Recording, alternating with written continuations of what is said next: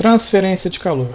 Então, vamos dar início ao curso de transferência de calor. Neste curso, nós vamos apresentar os modos de transferência de calor, que é por condução, convecção e radiação, seus princípios físicos, modelagem matemática, aplicações das condições de contorno, condições iniciais e aplicação para casos, trocadores de calor, aletas, etc. Então, a ementa do curso, de forma geral, é modos de transferência de calor, condução em regime permanente, condução em regime transiente, convecção, trocadores e radiação. Essa aqui é a ementa geral do curso.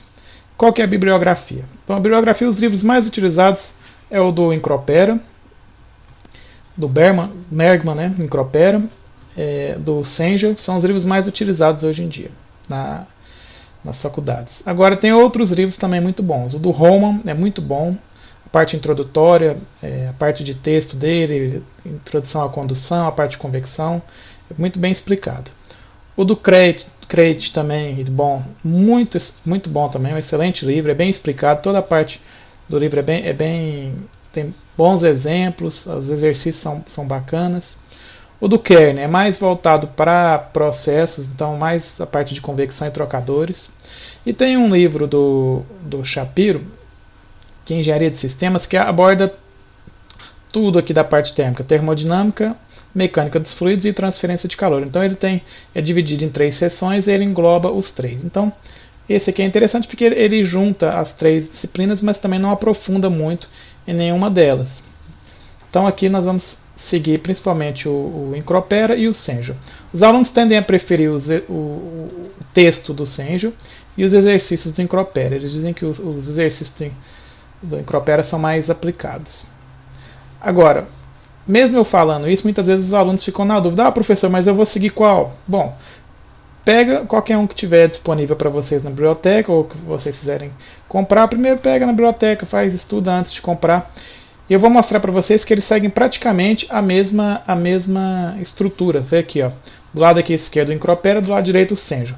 Eles começam aqui com a introdução, depois eles vão fazer uma introdução à condução, introdução aqui, equação da condução.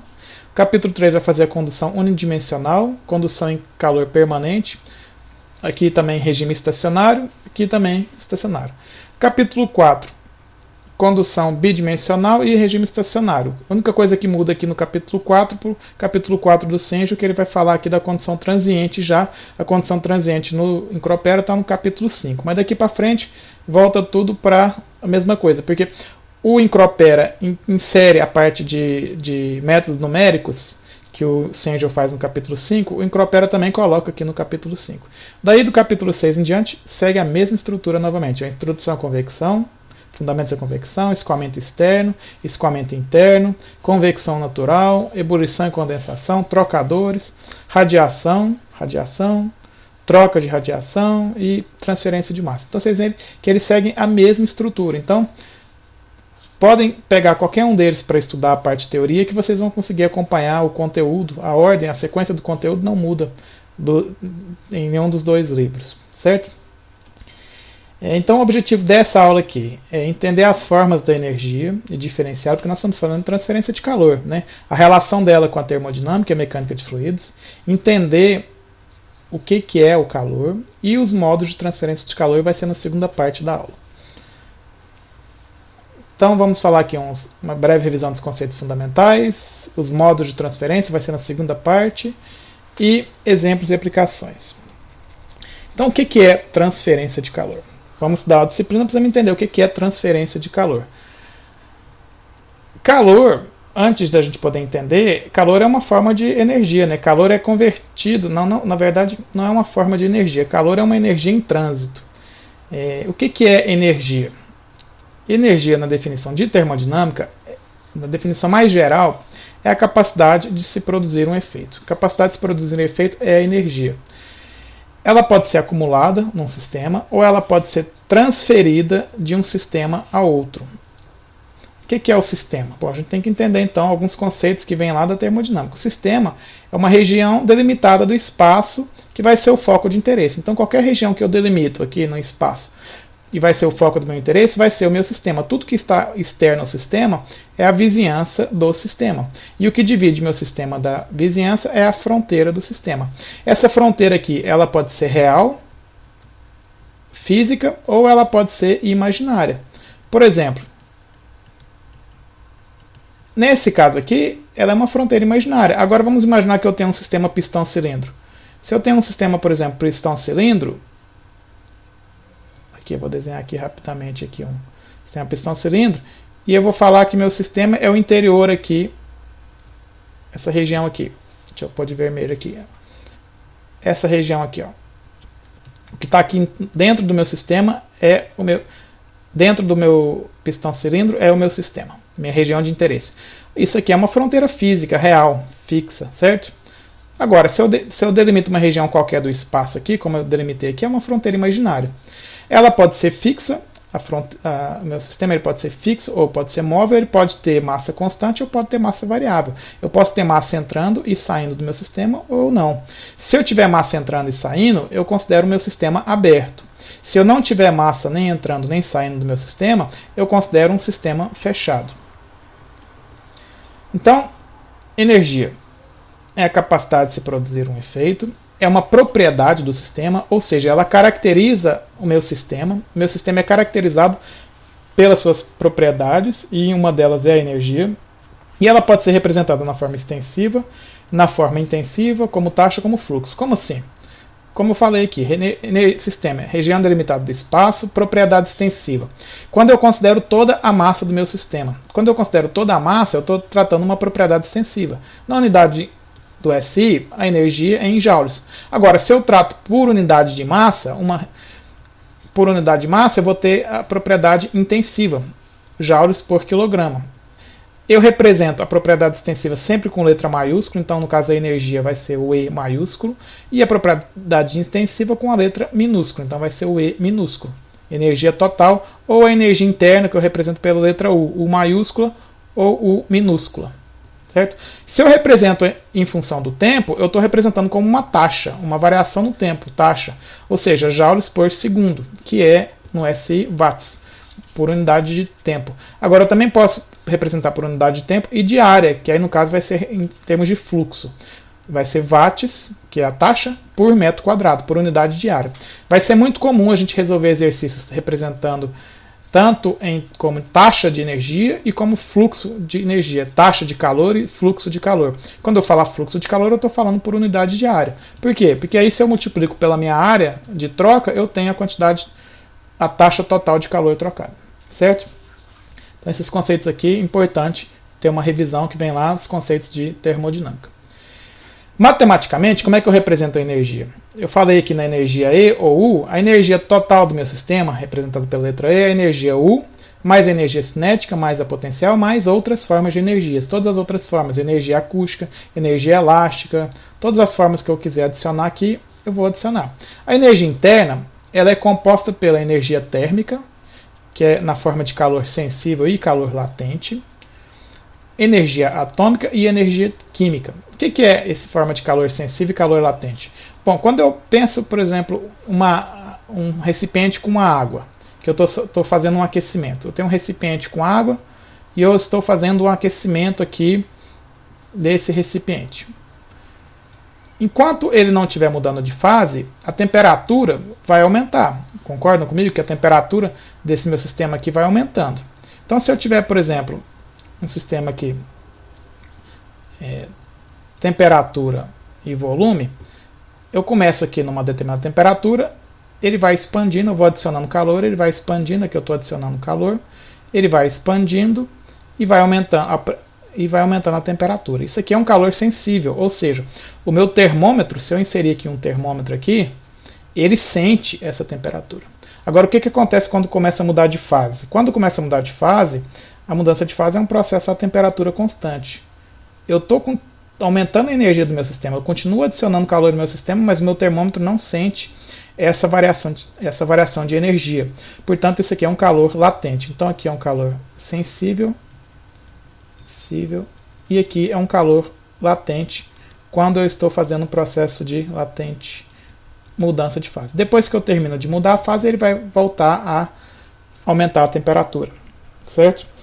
Energia cinética. A energia cinética é calculada pela massa velocidade ao quadrado sobre 2. E energia potencial mg vezes uma altura de referência. E outras formas de energias, como eu falei. Aqui as principais, principalmente para a área de termodinâmica, da engenharia mecânica, vai ser a energia interna, a energia cinética e a energia potencial. Em transferência de calor, muitas vezes a gente vai desprezar a energia cinética e potencial. Então, já que a gente definiu aqui e entendeu o que é energia, agora a gente tem condições de falar o que é transferência de calor, ou na verdade o que é calor. Calor é uma energia térmica em trânsito devido a um gradiente de temperatura. Calor é uma energia em trânsito, isso aqui é importante. Calor não é uma energia, é uma energia em trânsito. Eu não digo que o meu sistema tem uma determinada quantidade de calor. Da mesma forma que eu não falo que o meu sistema tem uma determinada quantidade de trabalho. Ah, meu sistema tem 10 joules de trabalho. Não, ele realiza uma quantidade de trabalho. Da mesma forma que meu sistema ele troca, ele cede ou ele ganha uma quantidade de calor. Então, calor é uma energia em trânsito, uma energia térmica em trânsito. Sempre do mais quente para o mais frio. Isso aqui tem que obedecer à segunda lei da termodinâmica. Eu vou sempre de um estado mais energético, né, para um menos energético. E o que é a energia térmica? A energia térmica, eu já defini ali anteriormente, é uma parte da energia interna do sistema, composta pelo calor sensível e pelo calor latente. Então, a energia térmica é uma forma de energia associada à temperatura absoluta. Na verdade, a temperatura é uma forma indireta de eu medir essa quantidade de energia térmica. Então, ele está associado ao comportamento microscópico da matéria, átomos e moléculas. Qual é o comportamento microscópico? Bom, translação, rotação, vibração e o próprio estado eletrônico, né? A camada elétrons na camada de valência. Então, minhas moléculas elas podem transladar, movimentar, por exemplo, aqui em X ou em Y. Elas podem rotacionar, elas vão vibrar e tem também o salto de elétrons nas camadas de valência. Representa o efeito cumulativo da atividade microscópica, sendo diretamente relacionado à temperatura. Como eu falei, a energia térmica está associada ao estado molecular da matéria, mas eu represento isso numa escala macroscópica. Né? A gente está tratando aqui num sistema macroscópico. Então, quando eu represento a temperatura, eu acesso de forma indireta uma propriedade microscópica na escala macroscópica. Então, temperatura, como eu falei, está associada aqui à energia térmica em trânsito devido a um gradiente de temperatura. O gradiente, a gente vai ter uma aula só falando sobre gradiente, que é uma variação de temperatura no espaço, a grosso modo. A gente vai aprofundar esse conceito de gradiente numa aula específica. É um modo de acessar indiretamente a quantidade de energia térmica armazenada no meu sistema ou na minha matéria. É uma medida da atividade molecular comparada, obviamente, com um ponto de referência. Toda medida que eu faço, eu tenho que ter uma referência. Onde que é meu zero? Certo? Eu tenho que definir meu zero, o meu zero, no caso, por exemplo, a escala... A gente tem aqui várias escalas, né, de temperatura, por exemplo, a escala Celsius. As escalas mais usadas aqui, a Celsius, Kelvin, Fahrenheit e Rankine. A Celsius, onde é o zero? O zero é a temperatura de congelamento da água à pressão 760 mmHg, e 100 é a temperatura de vaporização da água, certo? Então, isso aqui são pontos de referência na minha escala Celsius. E essa variação de zero aqui, da congelamento à vaporização, tem 100 divisões. A Kelvin é a escala absoluta da escala Celsius, ou seja, ela tem a mesma divisão, uma variação na escala Celsius é igual a uma variação na escala Kelvin, só que o meu zero Kelvin é o meu zero absoluto. A Fahrenheit é uma escala que foi uma das primeiras escalas que teve grande difusão, porque o Fahrenheit ele foi um dos primeiros a conseguir desenvolver termômetros, a fabricar termômetros pequenos. Então, na área medicinal, principalmente, foi bastante utilizado e acabou sendo bastante difundido. E o que é a escala Rankine? A Rankine está para Fahrenheit, assim como a Kelvin está para Celsius. Ou seja, o zero Rankine também é o zero absoluto, só que a divisão da Rankine é igual à divisão na Fahrenheit. Ou seja, temperatura de congelamento da água na Fahrenheit é 32 graus Fahrenheit e de vaporização da água é de 212 graus Fahrenheit. Então aqui eu tenho 180 divisões e essa mesma relação de divisões. Uma variação de 1 grau Fahrenheit é igual a uma variação de 1 Rankine na escala absoluta, só que o zero aqui é o zero absoluto. Esse zero, obviamente, é o mesmo zero, claro, da Rankine e da Kelvin, é o zero absoluto. Eu não tenho temperatura menor do que zero absoluto. Já na Celsius e na Fahrenheit eu tenho temperaturas negativas. Certo? Como é que eu relaciono a Celsius com a Kelvin? Temperatura na escala Celsius, deixa eu escrever aqui em preto. Temperatura na escala Celsius, temperatura C menos 5 é igual temperatura na Fahrenheit, menos não, TC sobre 5. TC, temperatura na Celsius, dividido por 5 é igual TF menos 32 sobre 9. Então a temperatura na escala Celsius dividido por 5 é igual a temperatura na Fahrenheit menos 32 sobre 9. Daqui você consegue converter de uma para outra e você também consegue relacionar a uma variação ΔT C na escala Celsius é igual a uma variação de 1,8 ΔT na escala Fahrenheit. Olha aqui, eu tenho 100 divisões aqui e eu tenho 180 divisões aqui, certo? Então se eu vou de 0 a 100 aqui eu tenho 100 divisões e aqui eu tenho 180 divisões. E aí eu também consigo relacionar a Celsius com a Rankine com a Kelvin, etc. Mas o mais comum é a gente usar a Celsius e a Kelvin. Aqui sempre usando a escala no Sistema Internacional de Unidades. Então, só para revisar aqui, o que é a transferência de calor? Transferência de calor é uma energia em trânsito. Calor, e na verdade acaba sendo redundante, né, eu falar transferência de calor. Por quê? Calor já é uma energia em trânsito. Então eu estou falando de uma transferência de uma energia em trânsito. Certo? O que é calor? Calor é energia em trânsito, energia térmica. Energia é uma capacidade de se produzir um efeito representada pela energia interna, cinética e potencial e outras formas de energia. A energia térmica é associada ao comportamento microscópico, medida indiretamente pela temperatura, e transferência de calor, energia térmica em trânsito devido a um gradiente de temperatura. Isso aqui é muito importante saber e frisar, saber de coração, como dizem. Saber o que é a transferência de calor. Energia térmica em trânsito devido a um gradiente de temperatura. Calor, como eu falei, é uma quantidade de energia transferida num certo intervalo, dada por Joule. Agora, se eu tenho por unidade de tempo, eu represento isso em joules por segundo. Então, calor, quando eu falo calor representado pela letra Q maiúscula, é uma quantidade total de energia transferida. Por unidade de tempo, representado pela letra minúscula, joules por segundo, que é watts no Sistema Internacional de Unidades. Só para ter uma referência aqui, fluxo de calor, como eu falei lá em taxa e fluxo, a taxa é por unidade de tempo, né? E fluxo por unidade de tempo e de área, pela unidade de metro quadrado. Então, um dia ensolarado tem aí 1 kW por metro quadrado de incidência de fluxo de calor. A exposição típica de um bombeiro durante um incêndio na casa de 2,5. A dor na pele em alguns segundos é na casa de um fluxo de calor de 3 a 5 watts por metro quadrado. E uma chama sobre a superfície de 600 a 200. Isso aqui só para a gente ter uma referência de uma escala de quanto é um fluxo de calor, certo?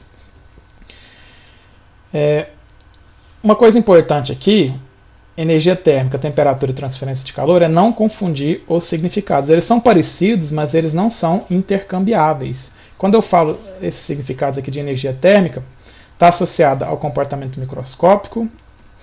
A temperatura é um meio indireto de eu acessar a quantidade de energia térmica, representada pela letra T maiúscula. A unidade no SI vai ser a Kelvin ou graus Celsius. Transferência de calor é um transporte de energia térmica.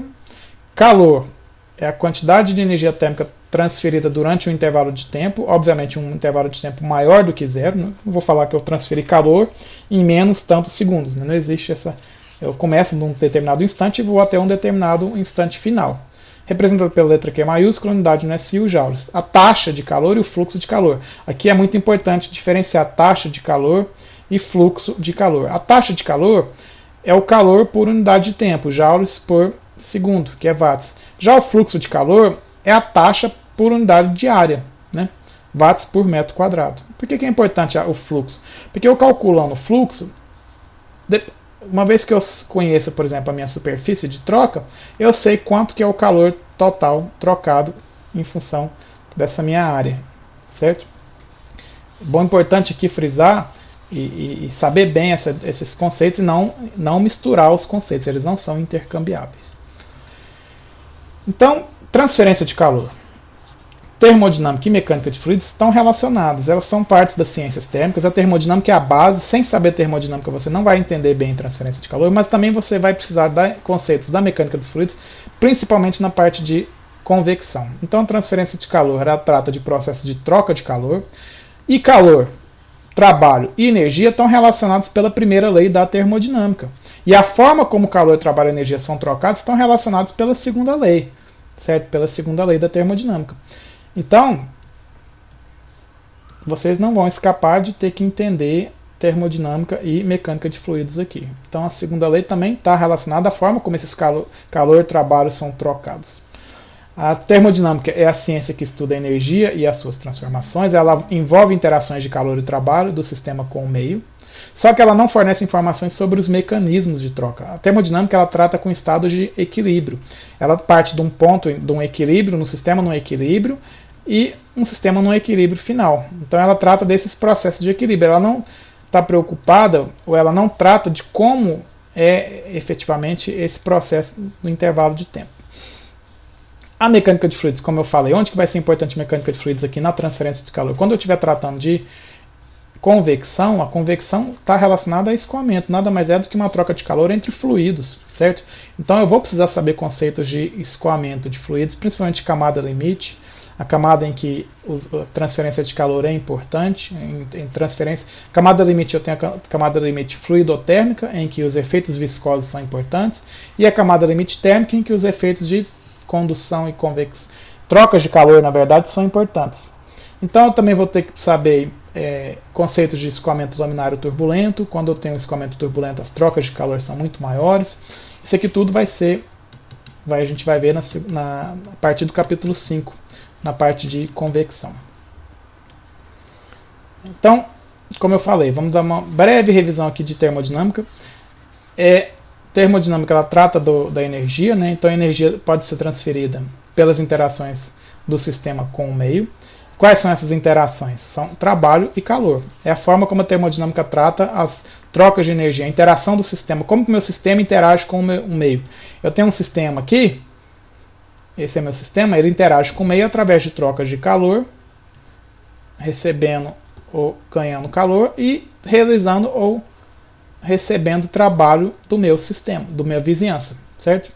Então calor do sistema para a vizinhança, ou o contrário, e trabalho realizado pelo meu sistema na vizinhança, ou da vizinhança no sistema. Então são as formas de interação do sistema com o meio. A energia, como a gente viu, energia interna, energia cinética e potencial, ela pode ser acumulada no sistema, ela pode ser transferida de um sistema para outro. E a termodinâmica eu também já falei, estou sendo repetitivo aqui, porque isso aqui é muito importante. Esses conceitos aqui são muito importantes para poder não se confundir no resto da matéria. Ela trata do estado final, dos estados finais do processo, né? Nenhuma informação sobre a natureza das interações, nenhuma informação sobre a variação temporal em que elas ocorrem. Isso aqui vai ser tratado pela transferência de calor. Então, as leis da termodinâmica, calor e trabalho, estão relacionados pela primeira lei da termodinâmica. A lei zero trata da temperatura, né, quando corpos estão em equilíbrios térmicos, eu trato a lei zero. A segunda lei trata em qual sentido em que calor e trabalho vão ser trocados. A terceira lei está relacionada à entropia também. O zero de entropia no zero absoluto. A termodinâmica estuda estados de equilíbrio, então determina a quantidade de energia necessária na forma de calor para um sistema passar de um estado para outro. Não só calor e trabalho. Né? Calor, o que não considera a termodinâmica? Os mecanismos que viabilizam a transferência de calor. Quais são os métodos que calcular a taxa de troca de calor? Isso aqui não vou ter na termodinâmica. E transferência de calor, essencialmente, é um processo de não equilíbrio. A gente viu o quê? Como que eu vou transferir calor? Calor é uma energia térmica em trânsito devido a um gradiente de temperatura. Ou seja, para eu ter uma energia térmica em trânsito, eu preciso ter uma diferença de temperatura. Uma diferença de temperatura é essencialmente um estado de não equilíbrio. Se meu sistema estiver em equilíbrio térmico, eu não tenho uma transferência de calor. Então, eu não tenho como calcular. A termodinâmica não vai me tratar. A termodinâmica ela trata do estado de equilíbrio. A transferência de calor é essencialmente um processo de não equilíbrio. Então nós precisamos de uma diferença de temperatura para que ocorra a transferência de calor. E a quantidade de energia de um sistema só muda se a energia atravessar as fronteiras, tá? Isso aqui vem lá da primeira lei. E a primeira lei trata da conservação de energia do sistema, né? Então, isso aqui eu vou pôr um vídeo, uma aula aprofundando também sobre a primeira lei, depois dessa aula aqui. Então, lá vocês vão ter condições eu vou desenvolver mais detalhadamente a primeira lei da termodinâmica. Aqui a gente vai passar rapidamente pelo seu desenvolvimento. Como é que é o desenvolvimento da primeira lei? Bom, imagine um sistema com uma quantidade de energia e uma quantidade de troca de calor. Eu posso dizer o quê? Que essa variação de energia do meu sistema vai ser proporcional a essa quantidade, a uma quantidade de calor que eu forneço para o meu sistema, certo? Concorda? Meu sistema, minha vizinhança está fornecendo calor para o meu sistema, desprezando todas as perdas aqui, só recebendo essa quantidade de calor da vizinhança no sistema, meu sistema vai variar a quantidade de energia proporcionalmente a essa quantidade de calor, certo? Então aqui eu estou relacionando a energia com calor. Já energia e trabalho, isso aqui tudo, primeira lei, vem principalmente dos trabalhos de Joule, né? Trabalho e calor, esse aqui é o artigo original do Joule, o aparato que ele utilizou, esse aqui é o aparato original que está lá no Science Museum em Londres. O que é? Imagine um sistema em que eu tenho as pás, eu tenho pesos, esses pesos vão cair e eles vão acionar essa pá, certo? Esse movimento de um peso, essa queda de um peso é um trabalho, é uma força vezes um deslocamento, isso aqui é trabalho. Esse trabalho vai rotacionar a pá, que está fornecendo uma quantidade de trabalho para o meu sistema. Daí ele mediu essa variação de temperatura e eu posso falar então que a variação de energia do meu sistema também vai ser proporcional à quantidade de trabalho realizado pela vizinhança no meu sistema, certo? Eu estou realizando uma quantidade de trabalho da vizinhança no sistema, aqui internamente, aqui as pás estão girando, meu sistema está ganhando essa quantidade de energia. Então a variação de energia do meu sistema vai ser proporcional a esse trabalho fornecido. Ora, então eu posso juntar as duas. Eu não falei que a variação de energia é proporcional ao calor, mas eu também falei que a variação de energia é proporcional ao trabalho, então eu posso imaginar um sistema em que eu forneça tanto calor quanto trabalho. Vamos supor aqui, por exemplo, eu tenho um sistema aqui em que eu estou fornecendo calor e estou realizando trabalho pela queda de um peso, por exemplo. Então aqui eu posso falar, se eu considero a energia total, vai ser a variação da energia total. Ela vai ser equivalente a uma quantidade de calor trocado, recebido da vizinhança no sistema, ou adicionado da vizinhança no sistema, mais uma quantidade de trabalho realizado pela vizinhança no sistema. Certo? Por que eu pus aqui DE e aqui embaixo está DU? Como assim? Bom, a gente viu que variação de energia total é a variação da energia interna mais a variação da energia cinética mais a variação da energia potencial mais outras formas. Se eu estou desprezando os termos de energia cinética e potencial, eu vou falar que meu sistema aqui está parado aqui. Então ele não está em movimento, então não tem energia cinética, ele também não está em queda, ele não tem energia potencial. Então, estou desprezando aqui a minha energia potencial, eu posso falar que é a variação de energia interna. Então, vai ser proporcional à quantidade de calor mais uma quantidade de trabalho. Aqui, como eu falei, calor realizado pela vizinhança no sistema aumenta a energia do sistema. Um calor realizado ou trocado, cedido pelo sistema na vizinhança, vai diminuir a energia do meu sistema. Se meu sistema é que está fornecendo calor para a vizinhança, a energia do meu sistema vai diminuir, né? Seria muito bom se eu conseguisse fornecer calor de um sistema para a vizinhança e ainda aumentasse a energia do meu sistema. Eu conseguiria criar um moto perpétuo, né? Não é possível isso. Da mesma forma, o trabalho. Se meu sistema realiza o trabalho na vizinhança, eu só vou conseguir fazer isso gastando a energia do meu sistema. Então a energia do sistema diminui. Se meu sistema ganha trabalho da vizinhança, a energia do meu sistema vai aumentar.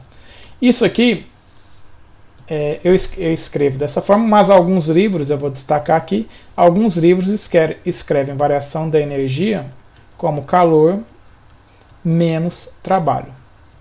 Por quê? Porque por convenção ele está falando que o trabalho realizado pela minha máquina na vizinhança é um trabalho positivo. Agora, se minha máquina realiza um trabalho na vizinhança positivo, mas ela está gastando energia, a energia do sistema tem que diminuir, então vem aqui o sinal negativo. Isso aqui eu trato mais a fundo na aula sobre a primeira lei da termodinâmica.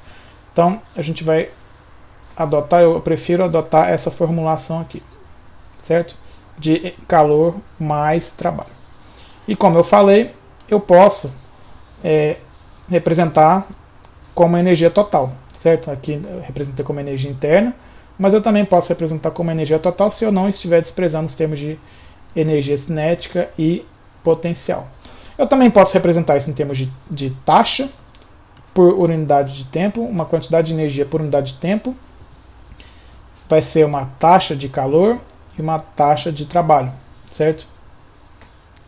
São as formas mais usuais que a gente vai ter para representar a primeira lei. Isso para um sistema fechado. Concorda que esse meu sistema aqui ele não está trocando massa com a vizinhança, certo? Agora, e se meu sistema estiver trocando massa com a vizinhança? Vamos imaginar essa situação aqui. Eu tenho um sistema, ele ganha massa da vizinhança e cede uma quantidade de massa para a vizinhança. Bom, se eu pensar que eu tenho que aplicar uma força aqui para colocar essa quantidade de massa no interior do meu volume de controle. Eu quero colocar essa quantidade de massa nesse interior aqui. Então essa força, eu vou ter que realizar um trabalho, né? Uma força vezes um deslocamento. Esse trabalho ali no ponto 1 vai ser a força ali no ponto 1 vezes aquele deslocamento L1 para eu poder colocar essa quantidade de volume no interior do volume de controle, né? Quando eu falo em sistema aberto, usualmente na literatura a gente chama sistema aberto de volume de controle, são equivalentes. Sistema aberto ou volume de controle querem dizer a mesma coisa. Então, força, eu posso falar que é uma pressão por uma área da seção transversal vezes um deslocamento. A área vezes deslocamento me dá um volume, certo? Então eu tenho que um trabalho realizado vai ser igual a pressão 1 vezes volume 1. Da mesma forma, no ponto 2, eu vou aplicar uma força para um deslocamento para tirar essa quantidade de massa do meu volume de controle. Então no ponto 2, o trabalho do ponto 2 vai ser a força do ponto 2 vezes o deslocamento 2. A força eu posso falar que é uma pressão pela uma área da seção transversal vezes o deslocamento 2. A área vezes o deslocamento é volume, portanto o trabalho no ponto 2 é uma pressão 2 vezes volume no ponto 2. Ora, então a gente tem que a variação da energia do meu sistema é uma quantidade de calor mais uma quantidade de trabalho, mas agora eu tenho outros dois trabalhos, que são os trabalhos de fluxo, que a gente chama. O que é o trabalho de fluxo? É um trabalho para manter o meu fluido escoando, para ele se movimentar no espaço, entrar e sair do meu volume de controle. Esse trabalho aqui ele é realizado de onde para onde? Ele é realizado da vizinhança no sistema. Portanto, é um trabalho que aumenta a energia do meu sistema. É a vizinhança que está realizando o trabalho no sistema. Portanto, eu vou adicionar esse termo de trabalho P1, V1. E esse trabalho aqui é um trabalho realizado pelo meu sistema na vizinhança. Então, ele tem que gastar energia para remover essa quantidade de massa do seu interior. Então, eu tenho que gastar esse trabalho aqui, menos P2, V2. Então, eu posso aqui representar, vou passar esses termos aqui para o lado esquerdo da equação, P2, V2, menos P1, V1, vai ser igual a quantidade de calor mais uma quantidade de trabalho. Eu posso agrupar esse termo aqui de calor e energia, porque energia, eu tenho aqui a energia interna, né, variação de energia interna, mais variação da energia cinética, mais variação da energia potencial. Mais o termo de pressão 2, V2, menos P1, V1 é igual a uma quantidade de calor mais uma quantidade de trabalho. Eu vou agrupar o termo de energia interna mais esse trabalho de fluxo. Então eu tenho o 2 mais P2, V2, menos o 1 menos P1, V1, mais variação da energia cinética, mais variação da energia potencial, é igual a uma quantidade de calor, mais uma quantidade de trabalho. Isso aqui, na termodinâmica, a gente define como entalpia, é definido como entalpia, o termo de U mais pressão vezes volume. Portanto, eu também posso escrever a primeira lei como entalpia 2 menos entalpia 1, que vai ser a variação de entalpia, mais os termos de variação de energia cinética, mais variação da energia potencial é igual ao calor mais trabalho. Certo? Isso aqui tudo eu posso falar que é uma variação de energia do meu sistema. Certo? Então, essa representação aqui é uma representação genérica que serve tanto para um sistema aberto quanto para um sistema fechado. O que muda no sistema aberto e fechado é o trabalho de fluxo, que é esse termo de pressão vezes volume, que vai ser o surgimento que vai dar origem ao surgimento da entalpia para um sistema aberto. Isso aqui a gente vai usar bastante, entalpia, energia interna e entalpia, em resolução de problemas futuros. Então, transferência de calor. Como eu fiz, aqui foi um resumo bem rápido da termodinâmica. Transferência de calor, ela vai estudar os modos como a transferência de calor ocorre. E vai desenvolver equações para calcular essas taxas de transferência de calor. Os modos, eu vou continuar na segunda parte da aula. Na próxima aula a gente vai tratar mais a fundo os módulos. O que é importante aqui? Vocês leiam o capítulo inicial, introdutório, entendam bem essas definições do que é energia térmica, temperatura, calor, taxa e fluxo de calor. Isso aqui com o tempo vocês vão se acostumar a calcular taxa e fluxo, vai ficar mais claro. Certo? As escalas de temperatura, é importante saber, as escalas de temperatura, calor, energia térmica em trânsito, gradiente de temperatura, energia térmica em trânsito devido a um gradiente de temperatura. Gradiente de temperatura eu vou falar numa próxima aula, só sobre gradiente, que vai ser muito importante na modelagem matemática dos problemas. Certo? Revisem bem os conceitos de termodinâmica, a lei zero, a primeira e a segunda lei, principalmente a lei zero e a primeira lei. A lei zero trata do equilíbrio entre corpos, né? Quando eu tenho um corpo A em equilíbrio térmico com o corpo B e um corpo B em equilíbrio térmico com o corpo C, eu posso falar que meu corpo A também está em equilíbrio térmico com o corpo C. Isso aqui é o que permite, né? A lei zero é o que permite a termometria, é o que permite eu ter o uso de termômetros. Então eu tenho um termômetro fazendo uma medição aqui, eu tenho um termômetro. O uso de termômetros não seria possível se eu não tivesse a validade da lei zero da termodinâmica. Estudem isso aqui bem para a gente poder desenvolver na próxima aula os modos de transferência de calor e depois calcular na forma de taxas e fluxos de calor as equações das trocas de calor. Muitos problemas vão envolver o conhecimento de termodinâmica. Vocês não vão escapar de usar a termodinâmica e mecânica de fluidos para resolver os problemas aqui.